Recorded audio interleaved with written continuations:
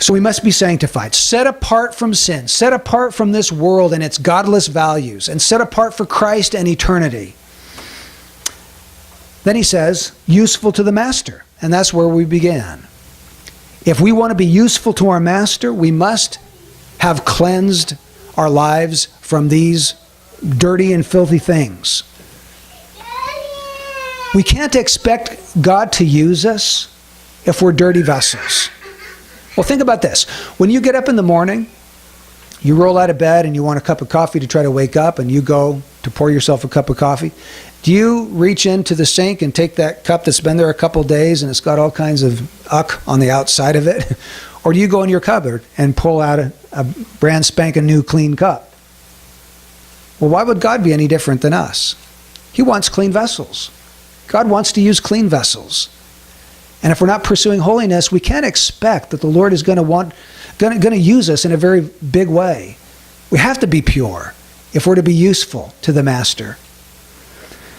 And then the final thing he says is prepared for every good work. An unholy man is going to mar and stain every good work he tries to do. If you're outside in the mud and you come into the house and you say, honey, I want to help you out today. I want to do good work. Let me vacuum the carpet. And so you walk to the living room and you start vacuuming the carpet with your muddy boots on. Well, okay, you're trying to do a good deed, aren't you? But you're making it worse than when you started. And if you're an unholy person and you leave sin in your life, you don't confess it, you don't turn from it, you can't expect that you're going to be someone who's able to do these good works and have good results from them. There's a very godly man, a Scottish minister in the 1800s by the name of Robert Murray McShane. He died young. I believe he was 27 years old when he died, maybe 28. He made this statement: do not forget the culture of the inner man. I mean, of the heart. How diligently the cavalry officer keeps his saber clean and sharp. Every stain he rubs off with the greatest care. Remember, you are God's sword, his instrument. I trust a chosen vessel unto him to bear his name. In great measure, according to the purity and perfection of the instrument, will be the success. It is not great talents God blesses, so much as likeness to Jesus. A holy minister is an awful weapon in the hand of God. Now, we read that and we think, an awful weapon in the hand of God? So we don't understand. When he used the word awful, he didn't mean awful like we do. He meant awesome, powerful, majestic, useful.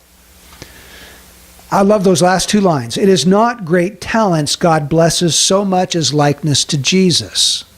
So take heart. If you don't have a lot of great talents, you can still be useful to the Lord if you're like Jesus, if you're a holy man or woman. A holy minister is an awesome, awful weapon in the hand of God. So that is what results from being a clean vessel. According to our text, it results in the honor of God, sanctification, usefulness to our Master, and being prepared for every good work that the Lord would set in front of us. The Bible tells us that we're to be zealous for good deeds. Don't look at good works as something that you should shy away from. Sometimes because we hear so much that we're not saved by works, we think that good works there's something bad about it. No, there's everything good about good works. We're saved for them, according to Ephesians 2:10. So we will be prepared for every good work.